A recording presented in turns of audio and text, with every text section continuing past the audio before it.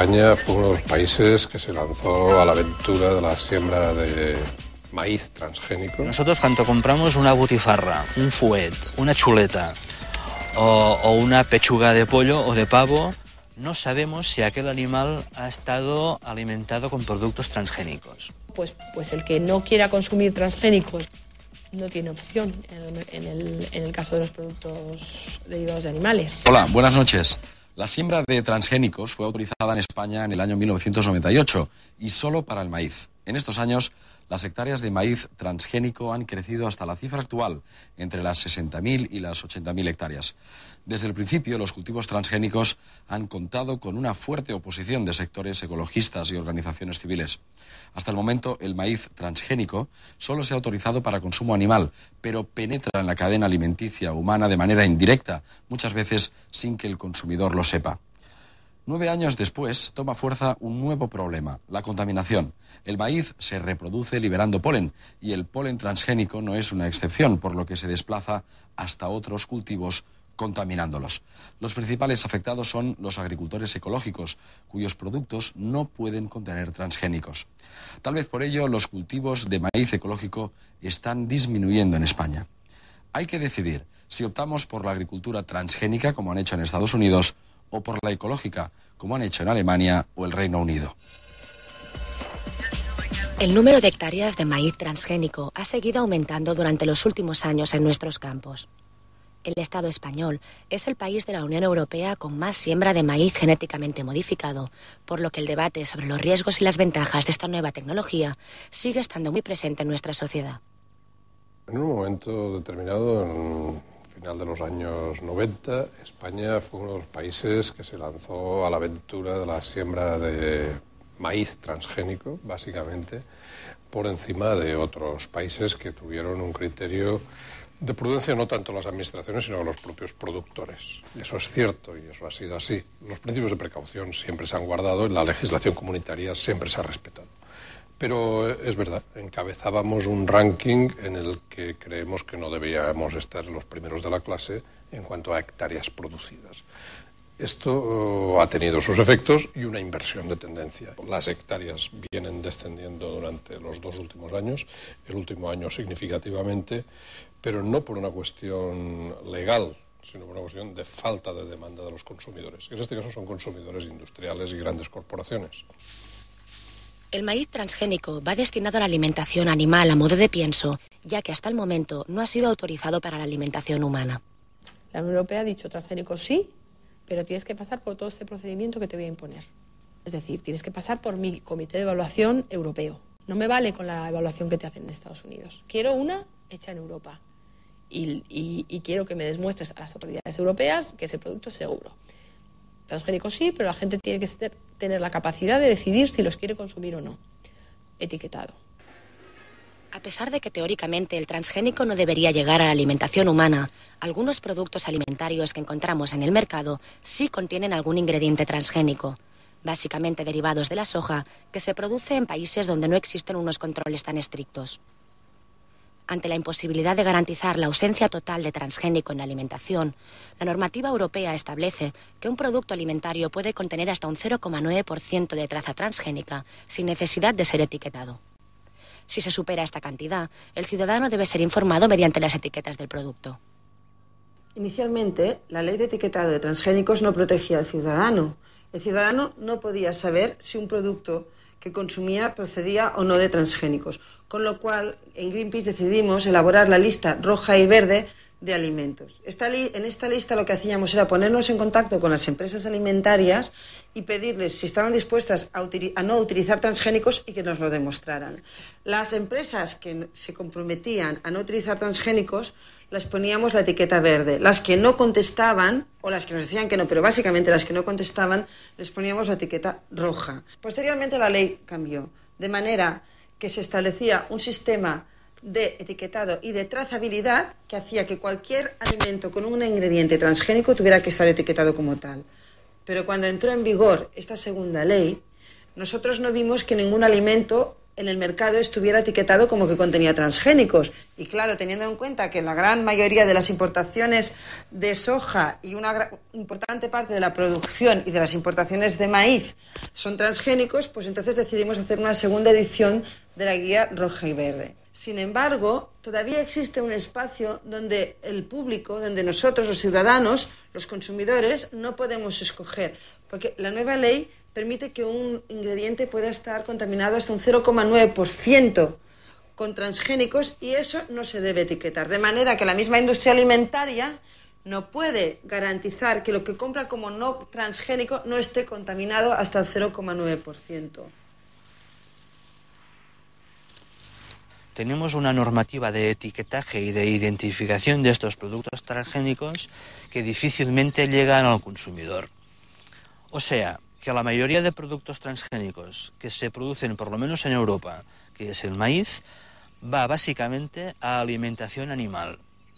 Alimentación animal que, curiosamente, a la que llega al consumo, que es la vaca, que es el cerdo, que es el pollo o que es cualquier animal, pues ahí se pierde la obligación de etiquetarlo, sin ser conscientes de que nosotros cuando compramos una butifarra, un fuet, una chuleta o una pechuga de pollo o de pavo, no sabemos si aquel animal ha estado alimentado con productos transgénicos. Pues el que no quiera consumir transgénicos no tiene opción en el caso de los productos derivados de animales, no tiene opción a elegir. Pero claro, el razonamiento de la Unión Europea ha sido: tú en esos productos derivados de la carne no consumes directamente el transgénico. Lo que consumes es una carne. Esta situación hace muy posible que el ciudadano europeo esté consumiendo alimentos transgénicos. Sí hay riesgos, insisto, para la defensa de la biodiversidad y de los ecosistemas y de las variedades autóctonas. La principal duda que presenta la tecnología transgénica es precisamente los efectos que pueda tener su siembra masiva en los campos. El maíz se reproduce por polinización cruzada, lo que significa que cada planta produce miles de granos de polen que se desplazan con el viento para fecundar a otras plantas cercanas. El hecho de que el polen pueda viajar grandes distancias movido por el viento supone un elevado riesgo de contaminación para los otros dos tipos de agricultura, la convencional y muy especialmente la ecológica. El maíz transgénico es mayoritario y el no transgénico es menor, y el ecológico mucho menor. Si da la casualidad de que un campo transgénico o varios están en la dirección del viento dominante, con un viento habitualmente de 50, 60, 70 kilómetros, 40 kilómetros por hora, ese polen puede viajar más de 30 metros, pero muchísimos más de 30 metros, y llegar a polinizar. Pero es que no es un campo pequeño, sino son miles de hectáreas polinizando, con lo cual toda esa banda, a la vez, con el viento dominante, ¿dónde puede llegar ese polen? ¿Qué campo puede abarcar ese polen polinizando? Eso es incontrolable. Los principales perjudicados en caso de contaminación por transgénico son los agricultores ecológicos. Sus productos se distinguen por no usar pesticidas y por su compromiso de no contener transgénico. En caso de ser contaminados, pierden su sello de calidad y no pueden ser distribuidos en el mercado como productos ecológicos. Vender sus cosechas al mismo precio que los productos convencionales les supone unas grandes pérdidas económicas, puesto que sus procesos de producción, libres de herbicidas y pesticidas, son mucho más caros. Cuando se realiza la analítica no se permite que haya ningún porcentaje de contaminación en el caso del maíz. Si sale contaminación, este producto se descalifica. Si el resultado de la analítica es positivo, entonces este maíz se puede comercializar como maíz convencional, en el mercado convencional. El problema es que el rendimiento de las fincas ecológicas es más bajo y si se le paga al agricultor el maíz al precio del mercado convencional, pues posiblemente no cubra todos los costes de producción. En cambio, el precio del maíz ecológico es más elevado. Entonces, si lo vende como ecológico, aunque tenga menos producción, le cubre los costes. Para evitar esta contaminación, algunos agricultores ecológicos optan por retrasar las fechas de siembra para que no coincida con la floración de los campos transgénicos. Eso implica que las plantas tienen menos tiempo para desarrollarse, por lo que las cosechas suelen ser muy inferiores en número de kilos. Es imposible evitar la contaminación cruzada, es imposible. sembrando en el mismo momento. Claro, yo me libro casi todos los años de la contaminación. ¿Por qué? Porque siembro un mes o un mes y pico más tarde. Esto hace que no coincide la flor y entonces me libro, pero a costa de unos grandes perjuicios económicos. He llegado a la conclusión clara de que voy a abandonar el cultivo del maíz ecológico y me reduciré pues a una superficie testimonial muy pequeña de 1 o 2 hectáreas y me dedicaré más a cultivos forrajeros, quizá leguminosas para grano, otros cultivos, los que sean, menos el maíz. La contaminación es un peligro no solamente presente en los campos, sino que también puede producirse durante la recolección, transporte y almacenaje del grano si no se lleva a cabo una exhaustiva limpieza de la maquinaria.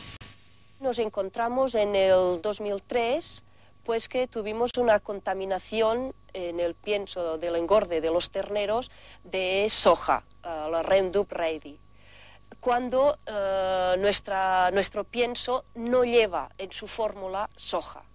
O sea, fue una cosa, un gran problema, ¿no? Empezó pues darnos cuenta que lo de los transgénicos no era una pequeña broma, sino que era algo muy grave, y ya han pasado 3 años.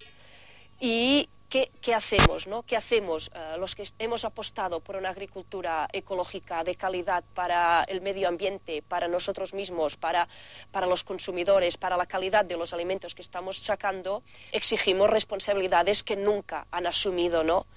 Porque nos dejaron con la contaminación sin saber de dónde había venido, cómo resolver y qué hacíamos, ¿no? Por esto nuestra opción fue denunciarlo y sacarlo a la luz pública que estaba pasando todo esto. La denuncia es el único instrumento legal que tienen los agricultores ecológicos en caso de ser contaminados.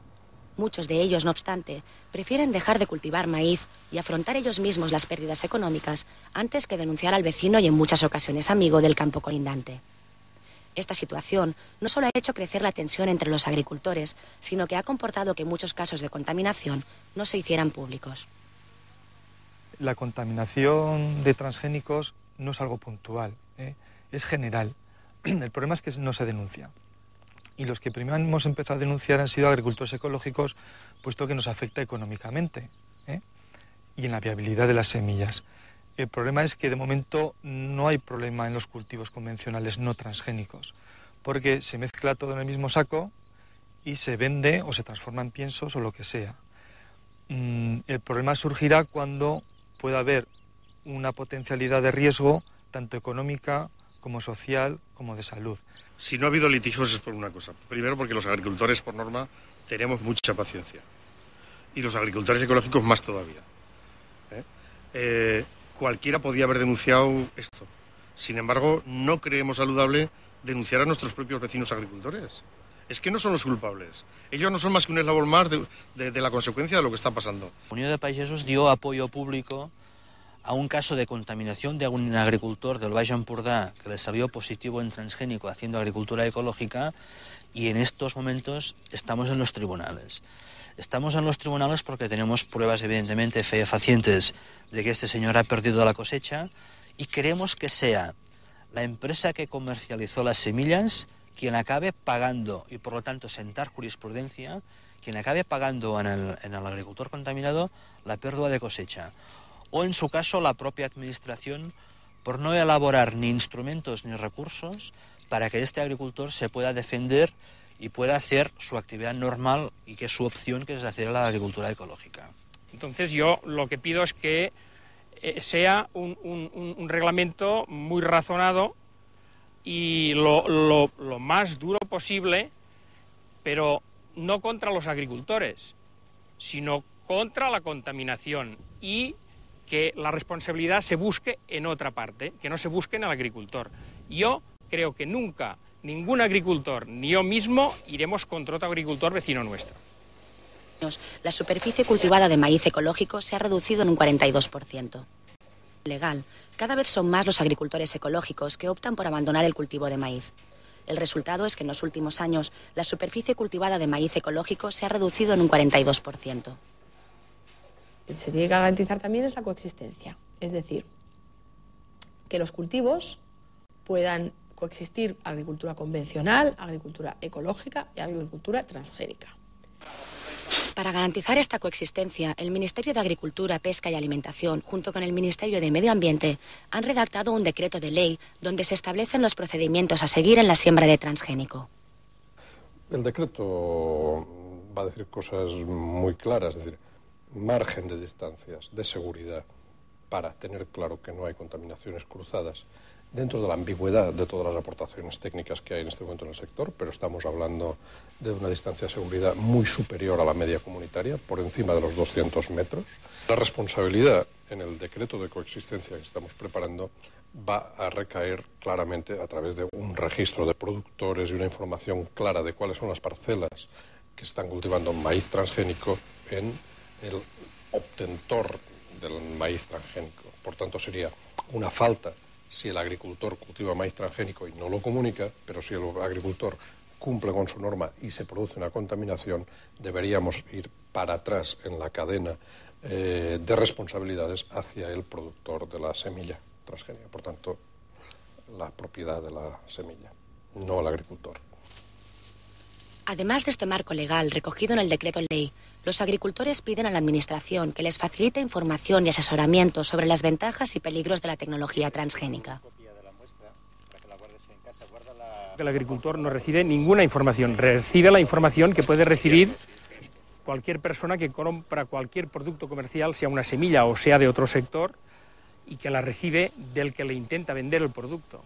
No hay ningún organismo paralelo que sea capaz de reunir a la gente y hablarles de lo que puede representar en un futuro, incluso hoy en día, el problema más o menos importante del cultivo de plantas transgénicas.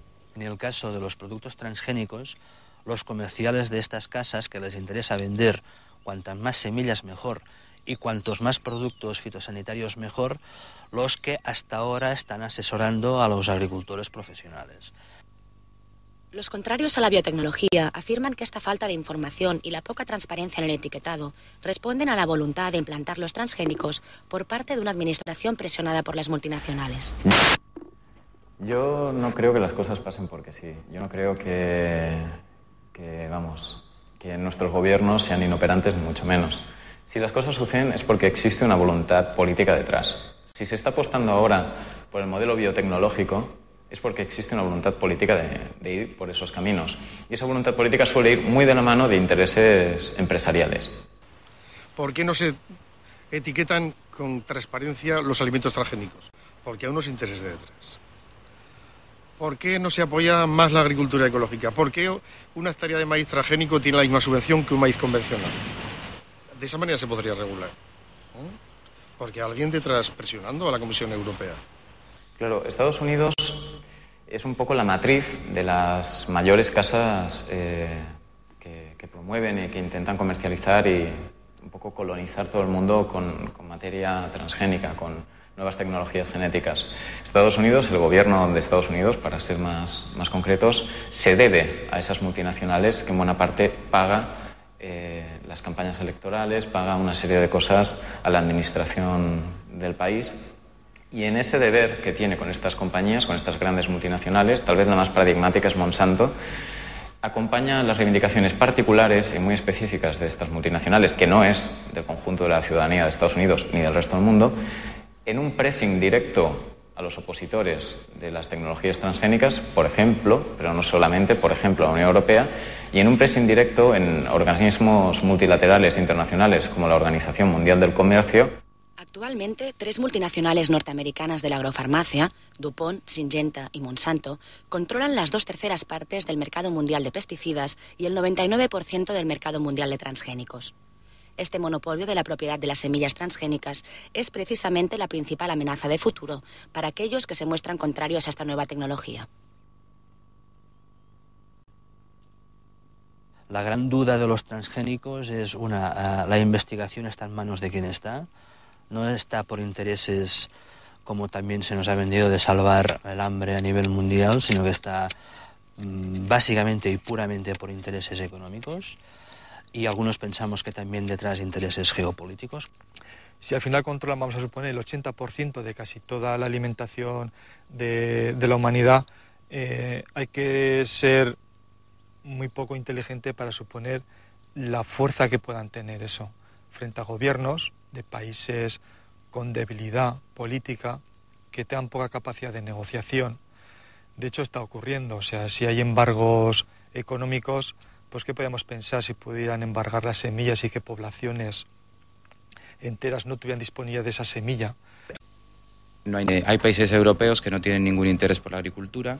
Hay países europeos incluso que ven en la agricultura ecológica la única alternativa, como el Reino Unido, por ejemplo, y lobbies importantes de industria de agricultura ecológica. Es decir, que las empresas no están solo en los transgénicos, están también en las otras opciones agrícolas, ¿no?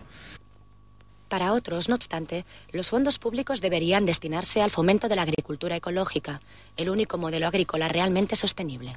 Todo euro que la Administración se gaste en investigación en organismos transgénicos es un euro que está que se ha gastado en la mala dirección, en la dirección de una tecnología peligrosa que inherentemente lleva hacia la monopolización. Lo que tiene que hacer el Estado es invertir en enfoques que sean para todo el mundo, que no sean apropiables, sino que sean fácilmente incorporables por todas las personas, por todos los actores, sin generar nuevas dependencias. La agricultura ecológica tiene un componente de sostenibilidad muy fuerte. Para mi gusto es el punto fuerte de la agricultura ecológica, más que lo que conoce la gente, que es sin pesticidas. Yo creo que lo más importante de la agricultura ecológica no es que sea sin pesticidas, es que ellos cuidan el suelo, cuidan, digamos, lo que les da de comer, ¿no? Cuidan el suelo para que siga produciendo y para que no se estropee y tal. La agricultura convencional de sostenible no tiene nada, aunque no sea transgénica. De sostenible no tiene nada, nada de nada, porque se utilizan pesticidas, porque se utilizan abonos. Para que la agricultura convencional pueda evolucionar hacia una agricultura más sostenible y más ecológica, que deje de ser minoritaria, primero tenemos que asegurarnos que no penetre en ella los transgénicos. Solo de los campesinos, sino ya depende de toda la gente, de toda la sociedad, en posicionarnos sobre si queremos que avancen los transgénicos, pues tanto en el campo como en los productos pues, que estamos comprando en las tiendas y en los almacenes. En Cataluña o en el Estado español, pues la sociedad tiene el derecho de saber y de optar qué tipo de alimentación quiere y por lo tanto también en cierta manera dirigir un discurso o un mensaje a sus agricultores que cuáles los productos que estos deben de sembrar y plantar. Consumidores tenemos llave de todo. Agricultores ecológicos somos muy poquitos, pero consumidores somos todos. Entonces la clave es en la concienciación de los consumidores.